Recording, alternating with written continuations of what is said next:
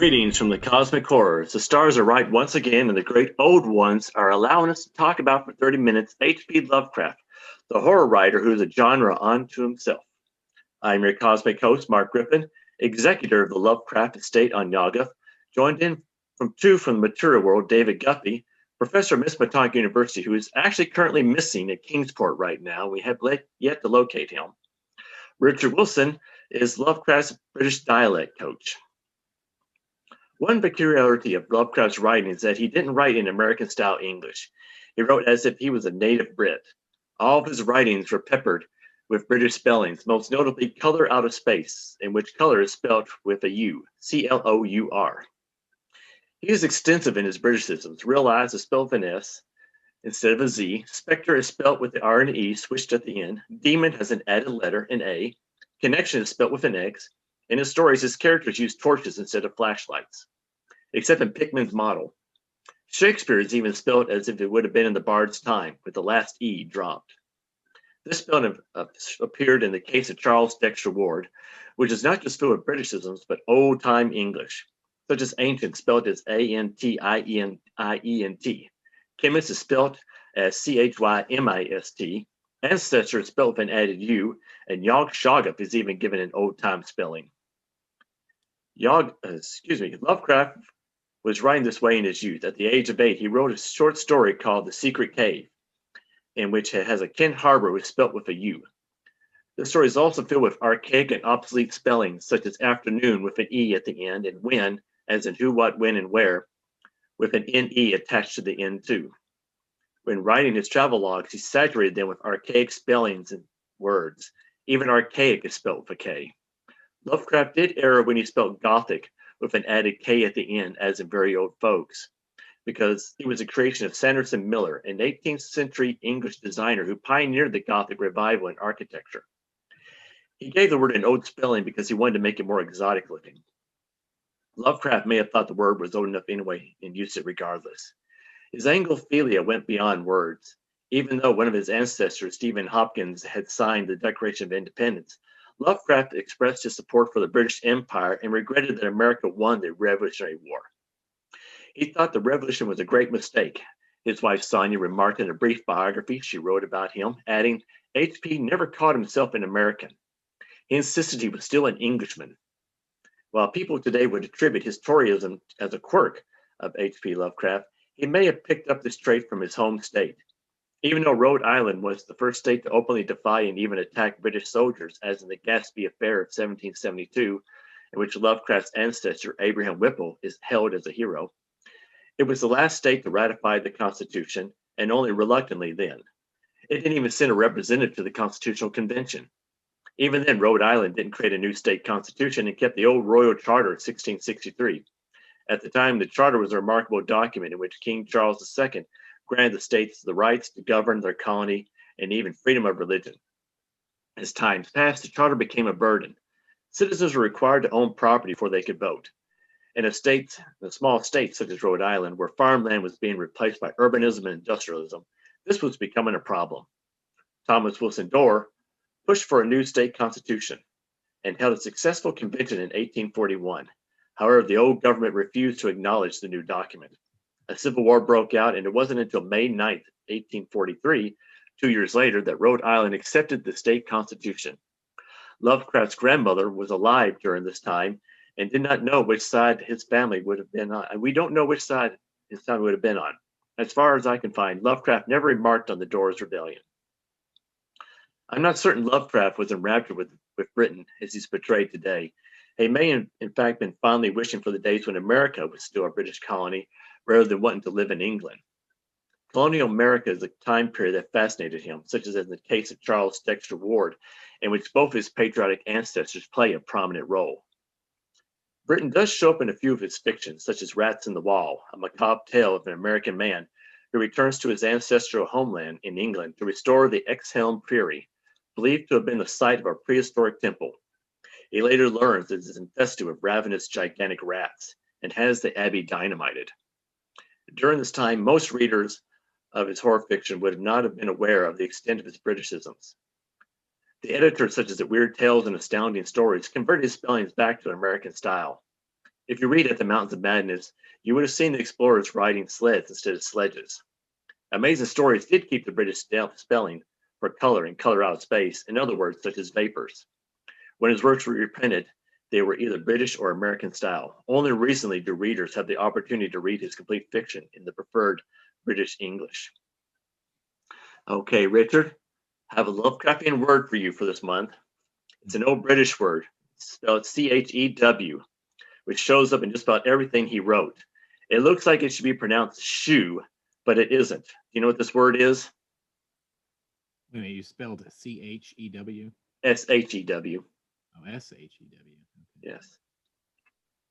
Is it not okay? So as far as the proper pronunciation of this is not shoe. It's not shoe, but I'm just pronouncing it that way to throw you off. Oh, okay. It shows up like in the shunned house. This much I knew before my insistent questioning led my uncle to shew me the notes, which finally embarked us both on our hideous investigation. Huh. I would think though that you would pronounce it like that. As far as again, if you throw an R in the middle of there for shrew, and that's pronounced, shrew, so you would take the R out, shoe, like the shoe that you would wear. I'm gathering that though that's not. That's not what he was going for. No, I don't. I don't think too hard on it. The answer is probably right in front of you, and you just don't realize it. You know that this is a very common American word. Show. Yes, show. Okay. Yes, this is like this is how it was spelled at one time. The British don't spell it this way anymore. And but for some reason, Lovecraft loved using that word, and so it shows up quite a bit in a number of his works. Many times it was changed by the editors to its American cousin. Even Amazing Stories, when they're doing Color Out of Space, changed it back to like SHOW. Lovecraft used the spelling in a poem that it ran in Argosy magazine. The editors retained the spelling but altered the rhyming word on the next line from no to new. The change irritated Lovecraft because I fear it would create the wrong impression to convey the idea that I pronounced the verb to show like shoe or shoe instead of the proper matter rhyming with so. Lovecraft spells rhyming as RIMING. So, he got quite peculiar, when it came to his, his words and all that. And since Professor Guppy is over in Kingsport, he's probably there to observe some of the Christmas festivities that go on there. And H.P. Lovecraft spent some time in Kingsport. Of course, it was called Marblehead. No, not Marblehead. I think you're right, Marblehead. Yeah, Marblehead. And what was the story? Do you remember the name of the story that he wrote? The festival. Yeah, the festival. And have you read it recently? Do you remember it? Yes, yeah. I think it's come up because again, being around Christmas time, as far as it's thrown out there, as far as quote unquote H.P. Lovecraft's Christmas story. Yeah. So floating around out there as far as when you talk about non-traditional Christmas stories and films and that type of thing, that's been something I've seen pop up within the last month or so. And I had read it previously, but yeah, I had read it again relatively recently. Yeah, the opening sentence goes, "It was the Yuletide that men call Christmas, though they know in their hearts it's older than Bethlehem and Babylon, older than Memphis and mankind. It was the Yuletime, and I had come at last to the ancient sea town where my people had dwelled and kept festival in the elder time, when the festival was forbidden, where also they had commanded their sons to keep festival once every century, that the memory of primal secrets might not be forgotten." And essentially, it's about like this man who visits this Kingsport, and he becomes quite charmed by it at first, but then like he discovers like these weird pagan customs go on, and essentially it freaks him out, and he gets scared and kind of like jumps into the sea while this is all going on, and it was inspired by some of his trips to Marblehead, Massachusetts, in which he said it retained some of its antique quaintness, possessing no modern shops, theaters, or cinema shows. Time passes slowly and softly there. He claimed he first visited there in 1922 and said it was the most powerful experience of emotional climax during his nearly 40 years of existence. So, it left quite an impression on him Mhm. when he went to Yeah, Marblehead. fictionalized it as far as and then in this particular story. Yeah. What's one of my I do love the ending line for it as far as when he was looking through the Necronomicon when he's in Arkham after that, as far as things have learned to walk which ought to crawl. Yeah. The things Yeah. they've kind of that were kind of masquerading as these like mockeries, of his relatives and the people of the town and that type of thing. That when the mask is pulled off of them right before he goes into the water, he sees, that they're or these kind of again almost slugs and dead things, that are kind of purporting to be actual humans. Hmm. Yeah, that was it. They had like false faces and stuff like that. Yeah. Yeah, that was a great line. That. But I a lot of people really like the story. I kind of thought it had some of his strong weaknesses in it because basically he kind of like we just have to go in his word that they were evil and stuff like that because they didn't really Right. do anything. Yeah, they were just exactly as far as it's again, they were just having a celebration, and it's Yeah. not their fault that he was put off by it. And it's Yeah. he was not really menaced in any way, as much as the fact that he was just, Hmm. as I said, kind of put off by what was going on and their appearances as they kind of dropped their pretenses of masquerading as humans and that kind of thing. Yeah, it's not like they abducted him and they're going to put him on a stone altar or anything. This And is true. He came there of his own accord, as far as he wasn't forced to come or anything. yeah, so it was just a celebration that they're among family and all that, and he got scared, and it's like it's sometimes in his stories, he'll say something's evil, and you're just supposed to take his word for it that it is. Well, as far as from this case here, you're looking as far as from the narrator's perspective. He sees this thing that's unknown or that's foreign to him, and as a Hmm. result, it's evil, which again is very kind of this almost again this natural fear, of the unknown. As far as seeing something that is, oh, these things aren't human, therefore they must be trying to, have evil intent, malicious intent towards me, as opposed to no, they're just different from you. Hmm. As a, when I was younger when I read it, I didn't see anything problem with, but kind of when I'm older, you kind of like you read it again and with different eyes, and Right. It could be perceived, like you said, yeah. as far as it being, say, someone going to a religious or cultural celebration, of like just a community that they're or Hmm.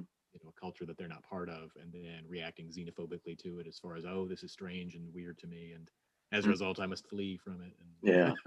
Yeah, and he did, and it's not like he really tried to understand what was going on. He didn't like, ask his like, his distant cousins, it's like, what's going on This here? is a bit of an extreme example because you don't go to too many, as far as say go to your in-laws Christmas or whatever, and they reveal Yeah, themselves to not be human, and then yeah, Necronomicon monsters come out, these bat-like yeah, monsters that they fly off on, as far as. yeah. Perhaps I should have I will eased say him that, into it. yeah, we'll give him the benefit of the doubt there, as far as, okay, I think anyone would have been kind of Yeah, taken a head turn in terms of this is not what I was expecting. yeah, yeah. He should have eased. The family should have eased him into it. It's like, it's like slowly, like it's just, This is one of the ones again where the Necronomicon has more of an overt use, as opposed to just being yeah. mentioned or just kind of Mhm. thrown out there, as far as because it starts off where amongst their books they have the Necronomicon there, and then Mhm. even after um, there's the kind of the insinuation that it was, oh, maybe it was all a dream, maybe he hallucinated what was happening, but the Necronomicon's still real. Let's let you take a look Yeah, at this here at the end. That they, or there for that matter, even again the doctors in this mental asylum would allow him. Sure, let's let him read from this yeah, infamous book. yeah. I don't see the harm. Yeah, yeah. This book they keep forbidden, locked, up in the library, and all of a sudden, just anybody just shows up. This will help him get his head right. Yeah. If I remember correctly, they quoted verbatim from the Necronomicon in that story, did they not? It was They, like, yeah, at the very end, because I believe that that's where that line comes from, as far as the one about, as far as things learning to walk that ought to crawl, is in the section that's framed in the, as far as in there as being, he's reading out of the Necronomicon, or the Latin translation, I should say, from the Necronomicon. yeah, that's one of the rare times that you actually like, get a passage from there. Most of the time, they just talk about just reading it or like, Right, as far as it just ominously referred to as, yeah, this tome of the occult evil. yeah, or somebody just knows about it. That. Mhm. He was also inspired by Margaret Murray's witch cult in the Western Europe, and an Arthur Meekin short story called Novel of the Black Sea. Witch cult of Eastern Europe, Western Europe, uh, is basically kind of like what established kind of like what we call like the modern version of witch. That a lot of Wiccans based kind of a lot of their beliefs on that book, and that A lot of it is not really factual, in that book. And so, she kind of like, I think she got information Really? wrong, and so, but it's had such a profound impact. And, it's like, it left a kind of profound impact on Lovecraft too, thinking about like old pagan cultures. And plus, uh, Kingsport is one of those towns that, that are supposed to be like, the witch hangings and stuff like that was going on, where the witch trials, since it Okay. was so close to Arkham. And I think he makes a mention about like one of his ancestors was killed for a witch, over there. Oh, So for real? Okay. yeah, not Lovecraft himself, but the character in the story, mentions about being Oh, that makes more sense. I was like, wait a yeah, minute. I don't think yeah, I recall the hearing. they, there are quite a number of characters like in Lovecraft stories, that they've been like hanged for witchcraft or something like that, or Right, burned or at the have stake. been in their past, some form of occultist or wizard or witch or something like somebody who's up to something sinister Mhm. that Yeah, it the evil of the family's legacy has come to claim them. it's happened so much that sometimes I wonder if it's like if it actually did happen to one of his ancestors, but I've never found any mention, I of wonder it. with that if it's more about his because both of his parents again had the extreme as far as mental illness, and were ended up in asylums and that type of thing. And as far as that, Mhm. oh, kind of like this is you're staring down the tunnel of what your future. This is the legacy that you will inherit, as well Mhm. this madness, and then taking that and transposing it into fiction in terms of instead it's this unknown evil that his family was that a certain character's family was involved with that's tainted the family line and now Mhm. there's no choice for them that will be their destiny to be consumed by that at some point. Yeah, probably was. And while on the subject of the festival, the Lovecraftian creature of this episode is the Bailaki, or it may Okay. also be called a Bayaki. Uh, I only found one pronunciation for it, and it was on YouTube, and they called it a Bailaki. But I've never seen anybody formally pronounce it. Yeah, I haven't seen it used in again whether it be yeah, spoken aloud as far as like an audio something along those lines or in film or anything where someone's been referred to it enough to Yeah. it's like a Cthulhu back and forth in terms of what is the proper Uh-huh. pronunciation. Yeah.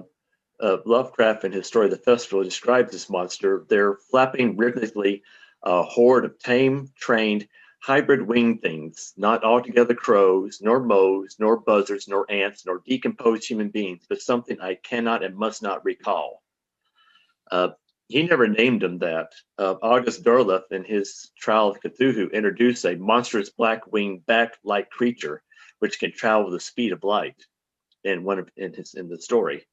Uh, but his description sounds very different from the festival. But somehow the other, uh, Yeah, that over time, they never fans have connected the two. because yeah, And I never saw that term. They're never referred to explicitly by that in the festival. But then I knew as far as mhm, that they'd shown up elsewhere and then gotten a proper yeah, species name, if you will. yeah, that creature shows up in quite a number of video games and role playing games. And of course, it seems like that most of the descriptions, besides Lovecraft's broad description, most of them look kind of oddly similar, almost like a pterodactyl type of thing. Yeah, Sometimes, that's kind of his description of it in the festival would lead me to again this kind of demented version of a pterodactyl, really, as far as was kind of what I in my mind picturing in my head. yeah, well, when he throws in things like, nor moles nor ants, or decomposed human beings, I start thinking of something else. It's like what, you know. I often wonder he was just trying to come up with something completely abstract that nobody could ever understand, by throwing in that stuff. But in Darlow's story, the Trial of Cthulhu, there were kind of like these creatures that they conjure by whistles, or excuse me, by flute, and they could ride them. And so they were kind of like more friendly. I've not read the entire story yet, but they've so far not been like attacking anybody. They seem to have been using this. They're non-hostile. They're Yeah, domesticated. they're the traveling animals, like in this weird fantasy western, I guess you would call it. That anyway. Uh, I just watched the movie Underwater, and so what'd you think of that movie, I Richard? liked it. I think it's definitely a film that would have benefited with going into it without knowing the Lovecraftian element, if you will, as far as if you were just thinking that this is just yet another again kind of abyss the genre that the abyss kind of spawned back in the early 90s 90s as far as that some disaster movie set underwater, that there might be some kind of creature involved in, whether it be an alien or whether it be, some form of deep sea life that's been slumbering for a long time, or just that we've not encountered, and you drilled in the wrong spot, or you sent your probe down into the wrong area.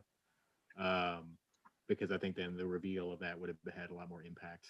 Because I did go into it, unfortunately, kind of knowing that, keeping an eye out for, okay, where's Cthulhu? So did you like read about it When's he online? gonna show up? I heard he was in this movie. Yeah. Did you read about it online or something saying that that? Well, it was, there was a link to it as far as Lovecraft fans were going to find a lot to like about underwater, and I'm like, oh, okay. Yeah. And then after that, then it's similarly as far as that. Oh, when the monster is revealed, like, oh, okay. Well, I guess I should have watched this earlier.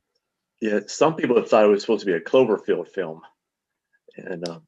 and some people have even called it a secret Lovecraft love story. Though I'm not exactly sure about the the love story angle of it all. Unless there's not really much of that. That's why I think what I did like about the structure of it was that so many of those movies that I've talked about, the first third of it is spent getting to know the cast and their standard workday, as far as, oh, these are the guys who were in the lab looking at this, and these are the miners and that type of thing. And in underwater, in the first 5 minutes, the station malfunctions and floods, and you just kind of learn who everybody is as they flee in the middle of the disaster. And some of the people you're introduced to immediately die, and then don't get attached to these characters. Yeah. But I thought they did a really good job of like introducing the characters that way. It definitely made it a lot more interesting instead of like, kind of like, wasting 30 minutes of like, finding about these people's quirky habits. Right. All that. Trying to get you to attach to these characters as they start picking them off. It's kind of like Paul and his bunny, that bunny doll that he kept with him, that you didn't realize. It's almost like it dawns on you. It's like, oh, he has this little unusual little, rabbit he's carrying around with him and all that. And it does add kind of like a nice touch, when they like, take the bunny, up with them into one of the escape pods for those who managed to get away. And but I was quite pleased with the movie. You were the one who first told me that it was like it had some Lovecraftian connections to it. Beforehand, I apologize. I should have said. Yeah, I had heard it was a pretty decent horror movie, and so I was curious to see it. And so, but it finally took me a long enough time to actually catch it and all that. They almost indicate at the end that there would be a sequel type of thing to it, but I don't really see the point, because it would just be more of the same, as far as that there's these kind of news clippings in the credit sequence, or various news postings about the company, saying that they were not going to rule out returning to, the site or whatever to continue their operations, indicating that they hadn't learned their lesson and we're going to go back down there. Yeah, it would have to be really good in order to like have a really good story idea, like, to go back again to it, because it seemed like, they've said everything they need to say in that movie. Yeah. And some people were thinking it was going to be part of the, because Color Out of Space, the film version of that is the intention of that is that Richard Stanley wanted to do that Lovecraft shared universe, that aspect of it, because you have the one guy who's part of, isn't he?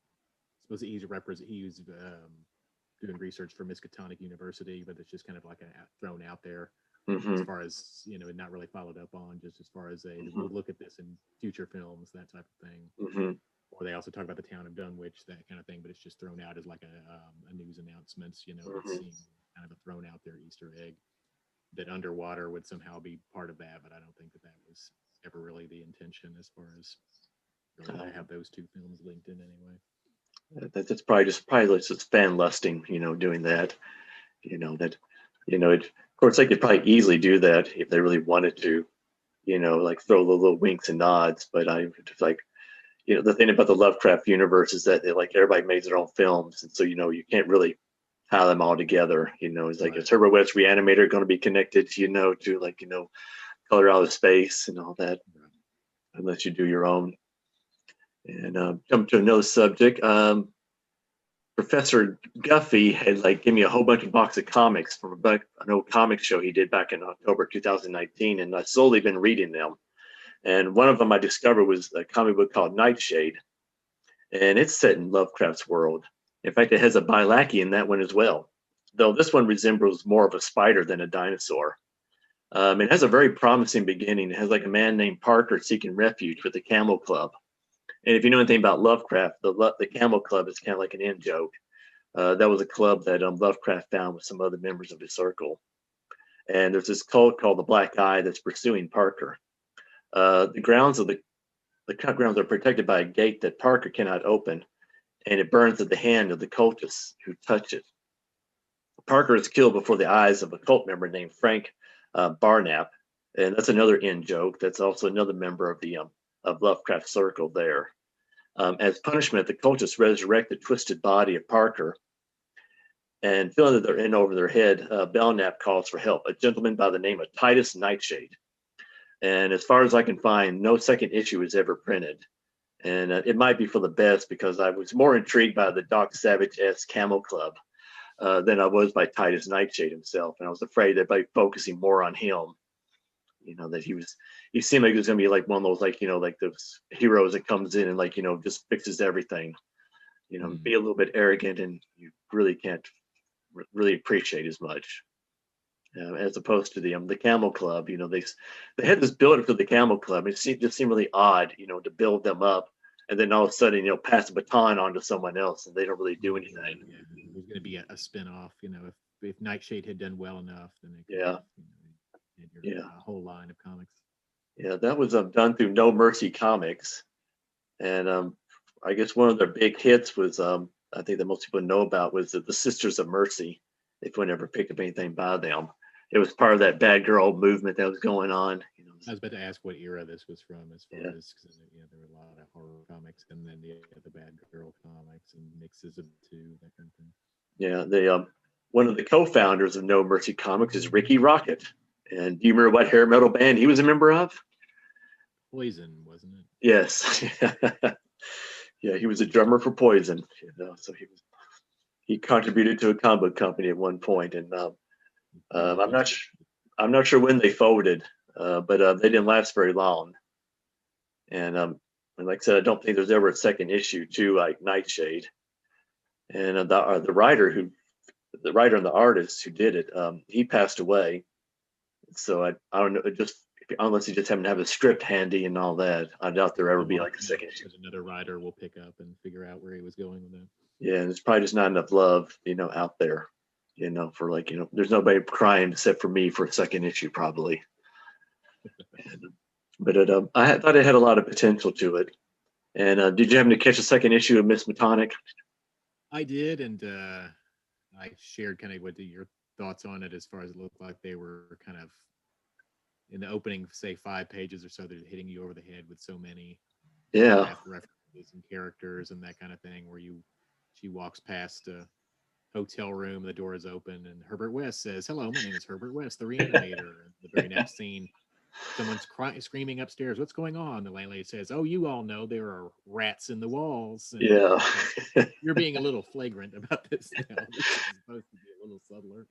Yeah, they did such a good job of the first issue, and then this one, it was like, they really fumbled. It was almost like, they realized that they only had like 4 issues to tell the story, so they decided to cram as much as they could in the second issue.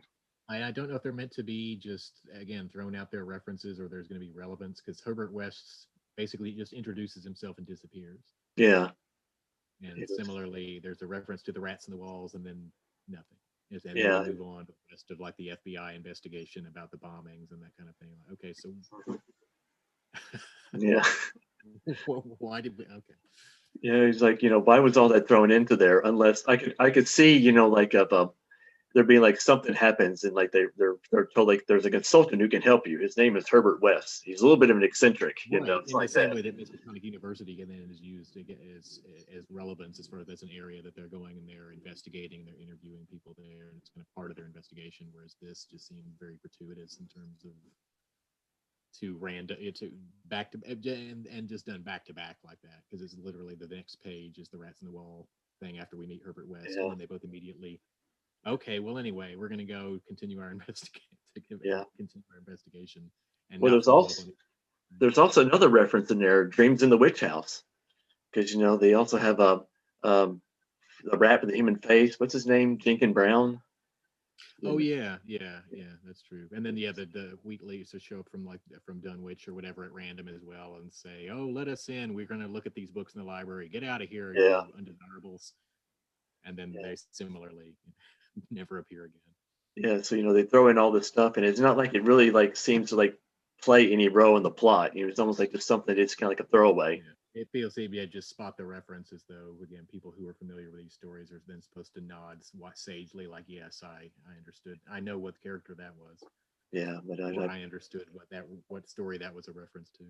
yeah, and it's like and I didn't care for like I guess like their quick escape from Innsmouth, to like of because here you have like this cliffhanger ending, and all of a sudden a train just comes and they jump on the train and like and so They suddenly were being menaced again by the yeah, Dagon cult, and then just hop onto a train and okay, now we're safe. So let's yeah, continue. yeah. So just had to be a train going by at that time, which is kind of like Oh, speaking of Dagon, we got a interesting addition to the household library for Christmas. Let's see if you can. oh, the cat in the hat Dagon looking book. Yeah, it's the Seussian. As far as if Lovecraft and Dr. Seuss had collaborated on on the story from R.J. Ivankovic. He did Call of Cthulhu as well, but then also does these kind of Dr. Seuss adaptations of H.P. Lovecraft stories. And I got in Call of Cthulhu before. We got Dagon. Here's kind of an opening sample of kind of like his style here. "I'm recording these words under some mental strain. I run out of the drug that was calming my brain. By the end of tonight, I will surely be dead, and maybe then I'll escape all these things in my head." The author here with his jar of morphine writing out his whole confession. It looks for all the world just like a regular Seuss book. I love the presentation and the style of those. Those are really good. I hope that he does some more of those. Yeah, they have another book of that, don't they? There's Call of Cthulhu, there's Dagon, and I think there's the other, what you're thinking of I think might be C is for Cthulhu, which is like meant for Oh yeah. like a parody of for younger readers. A is for Hmm. as a thought and that type of thing. Hmm. Versus again, it's something here down the style of say the Cat in the Hat or something like that. Hmm. Yeah.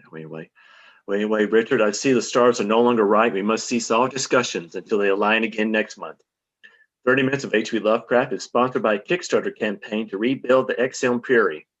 This podcast was created in association with the LovecraftPod.com and the Logan Speculative Fiction Group with the help of the Logan County Public Library, public with a K, the Lovecraft Eternal Facebook page, the H.P. Lovecraft Literary Podcast, and the Great Old Ones. Special thanks to Katie Tyson and Joshua Dukes for their assistance. Until we meet again, may you avoid the wrath of Princess Cthulhu and her new pet, Balaki.